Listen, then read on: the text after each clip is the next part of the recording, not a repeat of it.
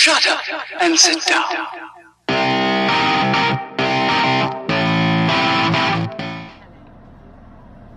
Right, I've got another message popped up on the dashboard tonight, with the temperature being so cold.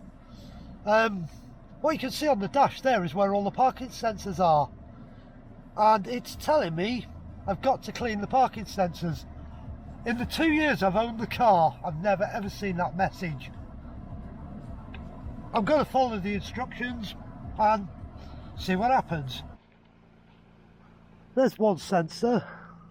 There's number 2.